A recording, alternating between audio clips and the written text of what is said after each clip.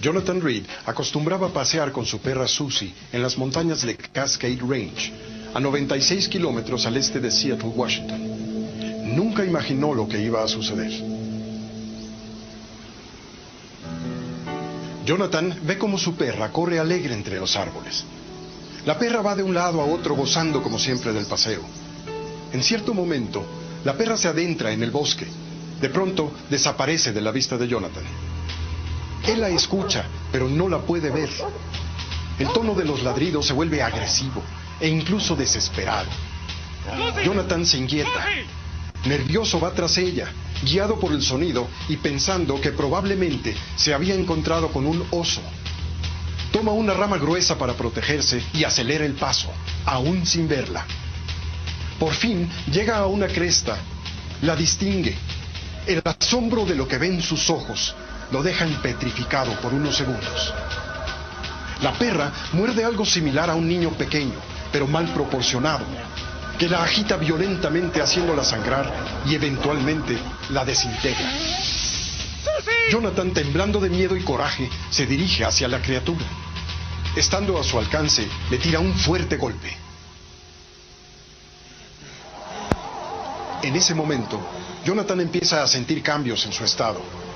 Parece como si la criatura, yaciendo ahí en el piso, le produjera una serie de malestares para crearse un cerco de protección. Todo es una pesadilla. At that moment I fell to the ground, sick, very violently sick, throwing up, diarrhea, no muscle control. I could not stand. My breathing was congested, extremely congested. The whole area at that moment felt different, somehow foreign, as if time had maybe been distorted in this area. I needed to find some kind of reality in this moment, but I could find none. Again, I tried to regain my strength, and I sat in this area for many, many hours in reality, but in truth it felt very short in time. I tried to regain my strength, and I would crawl and again fall down. Pero el suceso no termina ahí. Un zumbido espeluznante hace voltear a Jonathan hacia su izquierda. El sonido proviene de varios metros de distancia de donde él se encuentra, y haciendo un gran esfuerzo, decide localizar su origen. During my encounter in the woods, at one point, I heard this sound coming from somewhere that I could not see. So I looked around and tried to locate the direction that the sound was coming from. I hoped that this was maybe another hiker or a camper in the area, and if so, I needed their help. But it turned out not to be. I looked and searched for this sound, this harmonic ebbing sound that seemed to drift in and out of the trees. But as I reached the point of this sound, I kind of broke through some bushes and some trees and found this black floating shape, which I call the obelisk. It was large, much larger than my body. It was black, completely black. Its surface was shiny and almost had a depth to it, but it looked like stone or marble, some type of stone. It had no windows, no doors, and no seams. It had 6 sides, 6 definite sides, but it was floating in the air. It was not touching the ground. It was as if it was anchored to this spot in the air. And as I ran up to it, I fell against it, and for a moment, I felt like it almost absorbed me into its space. And I felt like I was in this very large black room.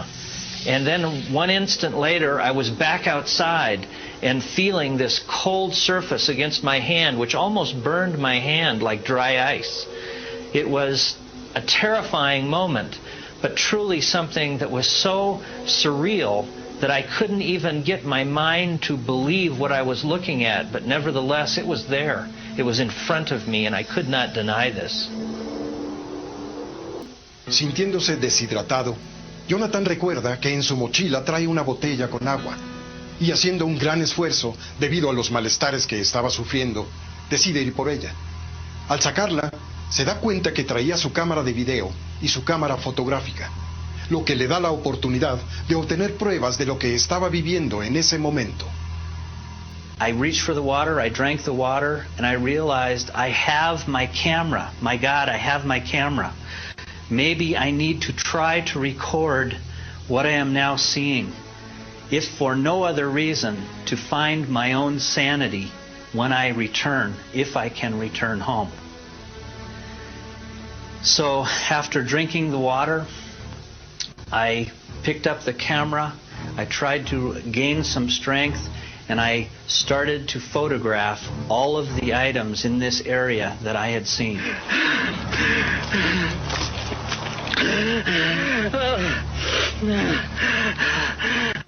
Focus.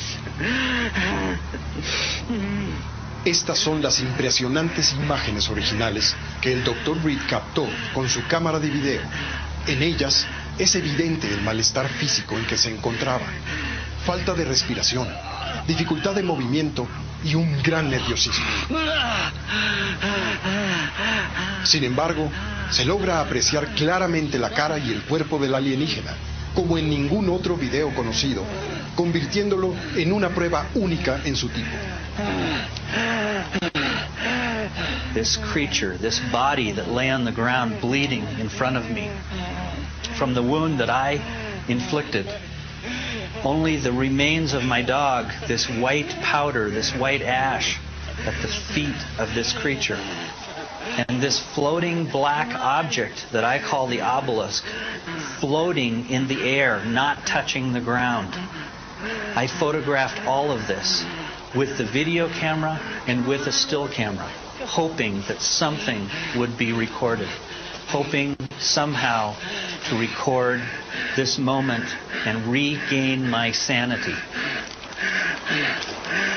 Al acercarse al obelisco, Jonathan puede observar cómo a través de su cámara las imágenes se distorsionan. Es evidente que hay interferencia. A punto de perder el control, ve que la cámara funciona mejor cuando se aleja. Teniendo esto en cuenta, se retira de él.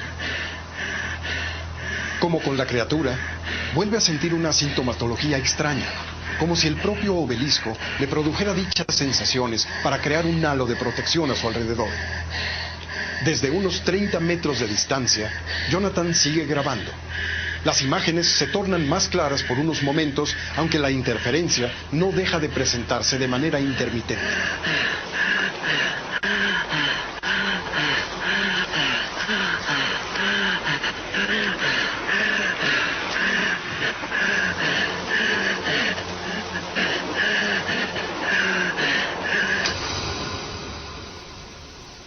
Una tras otra, Jonathan Reed realiza varias acciones verdaderamente importantes, como sobreponerse a la muerte de su perra, sobreponerse a los malestares físicos que lo atacaron y al impacto de todo lo que estaba siendo testigo, además de tratar de obtener una prueba física que corrobore que lo que está viendo es real. I had to hide this body. Maybe I was in trouble. Maybe I now had murdered something. My mind was not clear. I was not thinking with much logic other than moment, to continue to breathe, to continue to survive. I almost felt like I was going to die from not being able to breathe. Jonathan trae una manta térmica y decide envolver a la criatura en ella para poder transportarla. Decided that I would try to take this thermal blanket, this emergency blanket, and cover this body, maybe to preserve it from the animals that frequented this area, and also to hopefully bring someone back to help me learn and deal with this trauma that I was now experiencing. I unrolled the blanket, not wanting to touch the body, and carefully slid it under this bleeding body, not wanting to touch it, and folded the blanket over. And as I did this, I found a shiny object, maybe 3 feet from the head of this creature, under the brush, under the bushes. I thought was maybe a can, a Coca-Cola can. But as I looked closer, it seemed to be some foreign silver object covered with small symbols. This is what the Link artifact is. At the time, I just picked it up, looked at it, and put it in with the body and wrapped the entire thing up and drug it to the side of the hill some 15, 20 feet away, hoping to find a place to conceal this. Jonathan nota que la criatura pesa muy poco y decide llevarla hasta su jeep, en lo que piensa más claramente lo que hará con el cuerpo. From the moment that I got in my Jeep, I tried to drive approximately 60 miles to my home. I stopped one time at a ranger station in the woods, in the forest, to maybe get help from this man, this place, but there was no one there. So I got back in my Jeep and continued on to my home. La seguridad de su hogar hace que Jonathan Reed decida poner a la criatura en un congelador grande que tenía en su garage para evitar su descomposición. After spending many hours in my home, after bringing this body home, again I returned to the garage to somewhat try to understand if this in fact really was happening. I opened the freezer, I looked inside, and yes, there was this creature. I cleaned some of debris off of it, some pine needles from the forest. I took out this small silver bracelet type piece of metal, and I carried the body into my rec room, into my house, to videotape it. And this is the tape that you will see.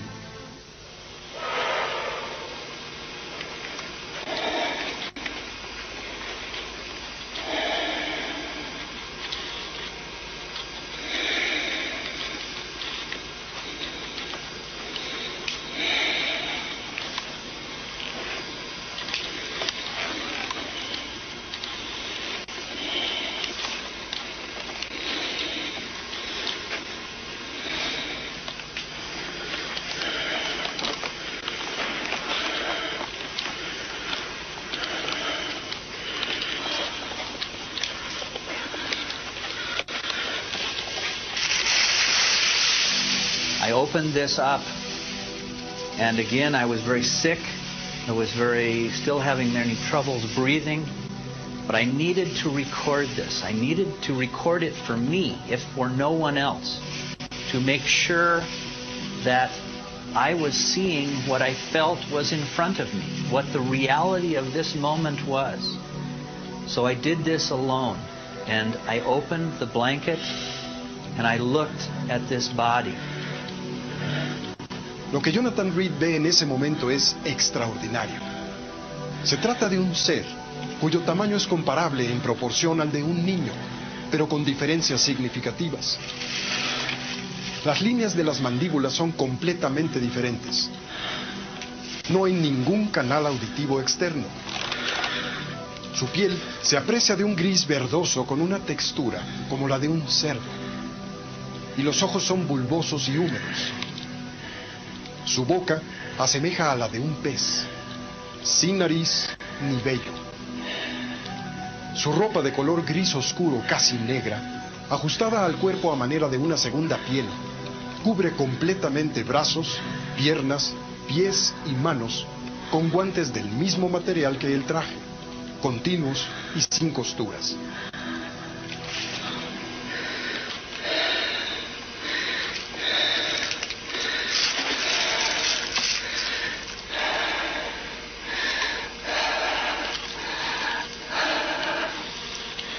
I looked at its hands and its head. I looked at the wound that in fact I had inflicted by hitting this branch in the woods. I saw the blood.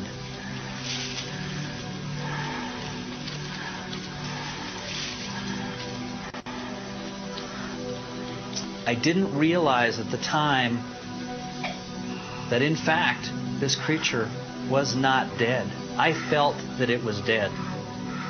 And only 3 days later did I realize that even in this video, in this moment, you could see signs of its eyes moving and its facial muscles moving. But because of my sickness, because of my fatigue, and maybe because I did not want to accept this reality, I did not see this eye movement at this time. Atormentaron durante su encuentro en el bosque.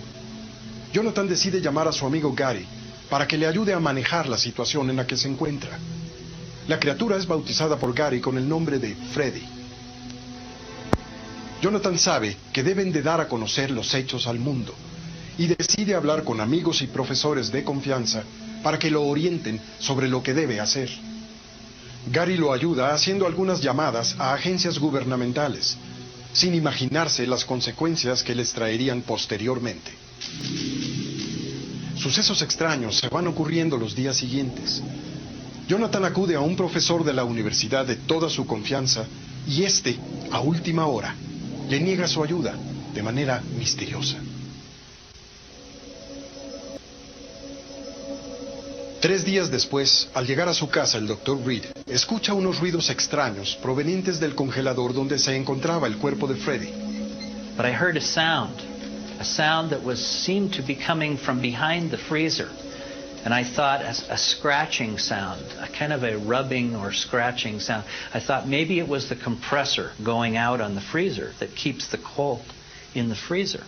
And if this was happening, the body, this dead body, would be decomposing. And I would have to find a place to store this very quickly. So I thought the best way to see if this was in fact happening was to open the lid and look at the thermometer that was at the top of the lid of the freezer inside. This would tell me if the temperature was rising, in fact, the compressor not working. So without question, without thinking, I had done this many times, I walked over, opened the lid of the freezer to find only that this creature had sat up out of the end of this thermal blanket and was now screaming at me with this terrible scream, this violently energized scream that felt like something was pressing against my chest, almost compressing the air from my lungs. I was horrified. I could not imagine that this creature was alive now and staring and screaming at me. I let go of the lid closed down, the creature was in the freezer, and I ran for my house. Petrified, terrified of this moment, because now this creature that I had killed, I had thought I had killed, was now alive with this wound that I had inflicted, maybe now going to kill me. I was terrified. I was an emotional disaster at this moment. I went in the house. I didn't know what to think. I had no logic. I had no conception of what direction to go. La criatura podría ser la respuesta a las preguntas que tanto tiempo nos hemos hecho los seres humanos sobre la vida en otros planetas, sobre nuestra misma especie y quizá una nueva dirección para la comunidad científica. The only thing I can conceive is possibly maybe the cold environment somehow he felt safe in. I don't know. I don't have this answer. But I do know that for many days before this, for 3 days, I had been taking this body out, displaying it, showing it to many of the people that I worked with, to Gary, trying to do an analysis of the body itself, looking at the wound, touching its skin, opening its eyes and its mouth, never ever realizing at this moment that this in fact was a living creature, that he was in fact not dead, he was alive. I was terrified at this thought. A partir de aquí, Jonathan entabla un tipo de comunicación con el ser. En varias ocasiones realiza visitas al garage y se da cuenta de que efectivamente se trata de un ser inteligente con el que puede comunicarse. After Freddy was up and alive and in front of me in my garage in my home, I was able to establish somewhat of a rapport with him to try to gain his trust to me and mine to him, to try to establish some form of exchange. I felt that I had abused him and hurt him in the beginning, but after a while I felt that this trust had begun in both of us. I tried to give him food, which he didn't take from me. I tried to talk with him as best I could. I also extended myself by giving him water, which one day he took from me. I had it in a small cup, which I poured in the garage and extended to him, first on the floor, and then I backed away to make sure that he was not in fear of me being aggressive. But later I actually was able to hand him this water with my hand, and he would extend his arm and his hand and take from me this cup. And in fact, one day or two later, he actually took the cup, drank the water from me, and threw the cup at me across the room, which I was very surprised when this happened. But I believe that through this process, I was able to gain his trust and somewhat learn to communicate on a instrumental basis, a primary basis. Many times I would go to the garage and sit 10 feet from this, where he would literally watch me and I would watch him. I think we built a trust, somewhat of a respect. I learned that he had many abilities, far beyond what I could imagine. I felt that he was extremely intelligent. I know that he had telepathy, powers of telepathy, to put images and ideas from not only his mind, but also from my mind, and replay them to me as if a motion picture from my past when I was a child. But also many images from, I believe, his world and his concept of his life. Many feelings, many emotions. I think there was fear from both of us for not understanding each other. But I think over time, over these 9 days, we gained an understanding of each other's respect. I felt after spending many, many hours, in fact, in what I consider conversation, telepathy conversation with Freddie, that he understood that I was sorry for the trauma that I inflicted on him. That it was only in self-defense of myself and my dog, what I witnessed in the woods, did I strike him to defend myself. I believe he understood this. I believe he was, in fact, okay with this. And now that he was alive, he was healing, he was not destroying me, he was not attacking me, and I was not attacking him, there was some degree of exchange of this feeling, of this information between us, which I believe is the reason why he has continued to, in fact, return. In fact, I have had other encounters with this same being. Jonathan decide ponerse en contacto clandestinamente con el que llamara el profesor X, quien se encuentra internado en una clínica de Seattle.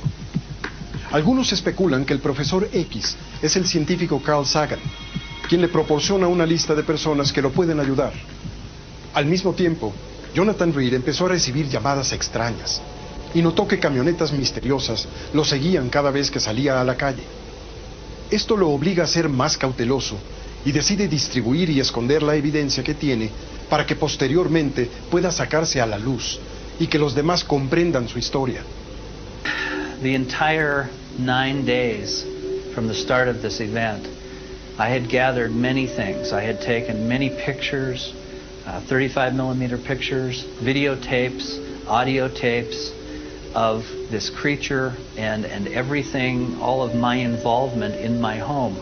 I started to feel that all of this was in jeopardy, that my life was in jeopardy. We had been followed many times. My friends in cars, in vans. We had been run off the road. People had shot at one of my cars with a gun. We were very afraid. Gary and I had tried to telephone many people to ask questions. What if the possibility occurred that someone would have found something like this? What would a person do? Where would you go? Who would you talk to? Who could you trust? Many times we received nothing more than, "Oh, you're crazy," and would hang up. We called the Air Force. The Air Force said, "We have no interest in this." We called chapters of the MUFON group, which is the Mutual UFO Network organization that is worldwide. Later on, only to find that these people were not, in fact, this true organization, but they had monitored many calls from many people, including ours, and we believe that this phone call was probably the one that got the attention of the people that I call the dark side. Some people call these people men in black. Some people call them the military or the dark force to suppress this kind of information from ever coming out into the public. I believe we triggered somehow this organization in our attempt to get help to deal with this, because 2 days later there was a knock on my front door and there were 3 people standing there that said, "Jonathan, we need to talk to you about what you found." And I had not called these people at all. In fact, they had communicated either by intercepting these phone calls or someone had called them, in fact. These people were very abrasive to me. These people asked me questions about my life, about whether or not I was willing to give up my career, my credentials, the hope for a better future for myself and possibly my family. If I was to go public with any of this information, that all of my life could possibly be in jeopardy. These people were threatening to me, but they were very professional. They were very organized.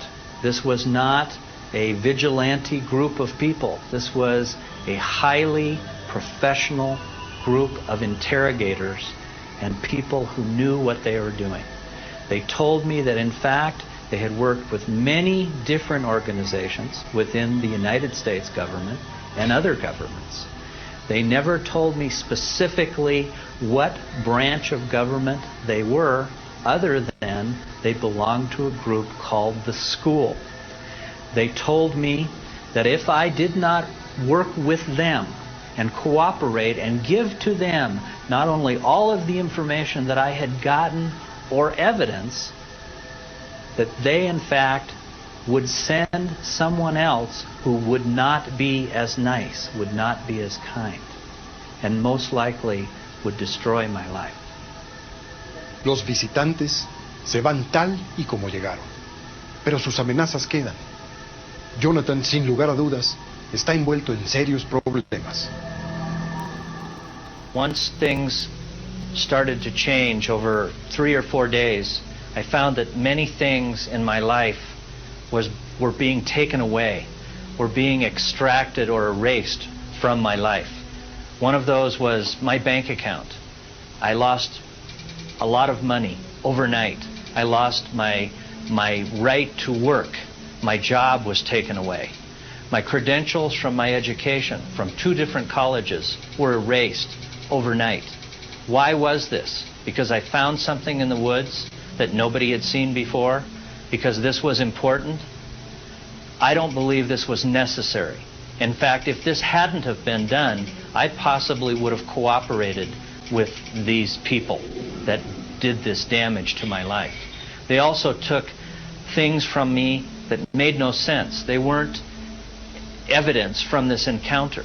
They were evidence of my life, of my family's existence, of my life in my school, and many things.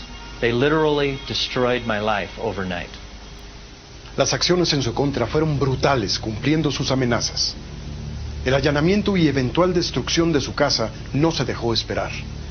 Hicieron agujeros por todas las paredes y destrozaron los muebles. Era evidente que buscaban algo y no pararían hasta encontrarlo. I had taken many things from my home, many pieces of evidence, trying to store them in safe places, knowing full well that my house had been entered and hoping that not everything had been stolen at that moment. On the 9th day, I returned to my home in my car to find many vans parked in front and behind my house. I only observed this from my car in passing. I was not going to stop, knowing full well in my mind that they were taking my evidence. I drove to a friend's house for many hours, only to return to my house finding it empty, finding all of my furniture torn apart. Most of the evidence that was still in my house was now gone. There were holes in the floor, there were holes in the ceiling, some as wide as 2-3 feet in the plaster that they had cut like as if they were looking and probing for something that maybe I had hidden, which I hadn't in these spots. There were holes in the grass in the yard, like something had been stuck and probed maybe every foot looking for I don't know what. But obviously they had been very thorough. They had taken almost everything. The toilet had been removed from the floor. The water was running. The sink was ripped from the wall in the bathroom. Why this? I don't know. It was insane to me. But it was definite that they were thorough and they were looking for anything they could find. I entered the garage. The freezer where it normally was gone. I thought in my mind, they've got Freddie. They've taken him because he's nowhere to be found. And I thought they have been absolute in this. But then I saw across the floor of the garage what looked like small, frosty footprints, very silvery-like footprints of moisture that went to the wall.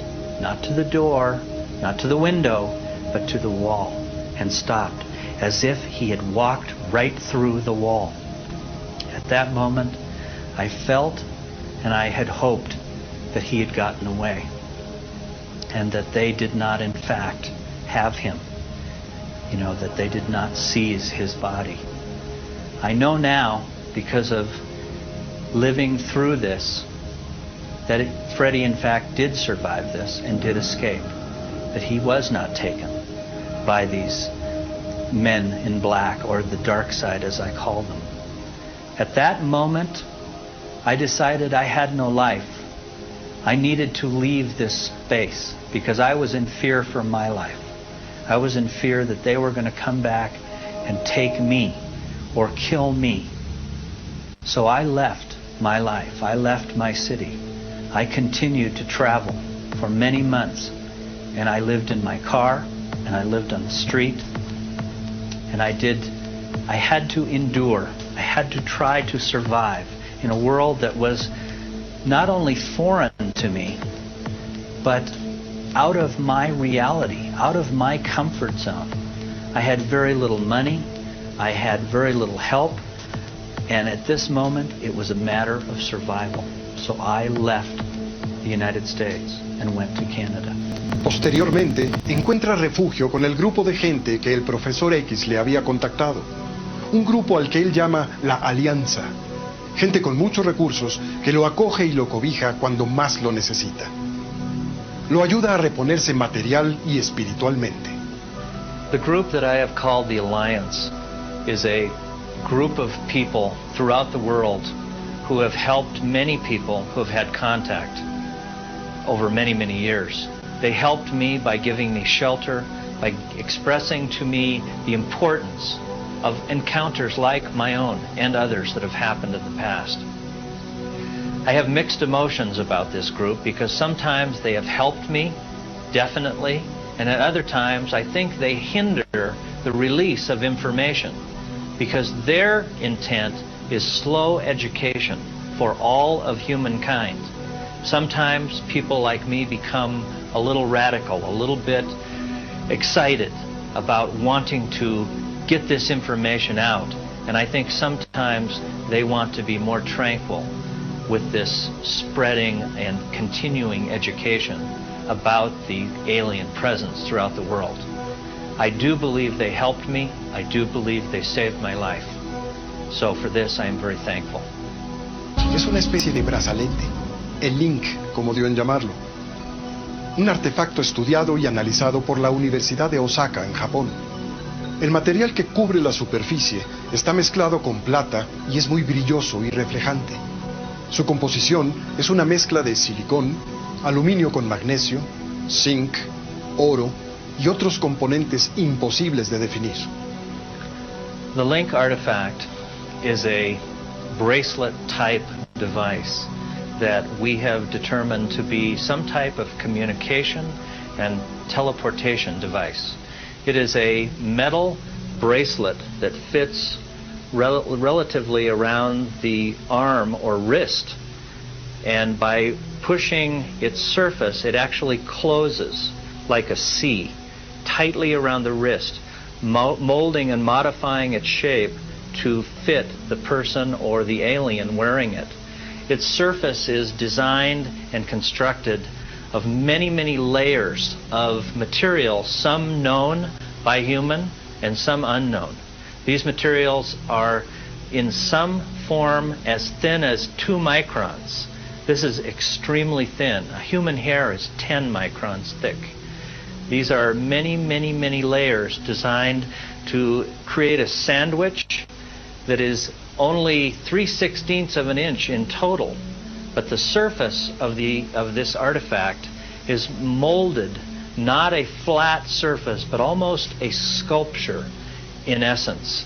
A beautiful design, a beautiful piece of technology. When worn, we've found that it, when activated, actually creates a communication between the person or being wearing it and the extraterrestrials who own this and control this, the ones that I call Freddy's superiors. This truly is a unique structure. Its surface on the top has 3 definite symbols. These symbols are raised, in essence, to create almost a button-like effect, somehow creating a communication with the owners, the extraterrestrials. And somehow they, in this moment, determine whether you are to be activated and transported. This is a 2-phase process. Not just the person or the being wearing it, but you are actually asking permission for them to make this activation.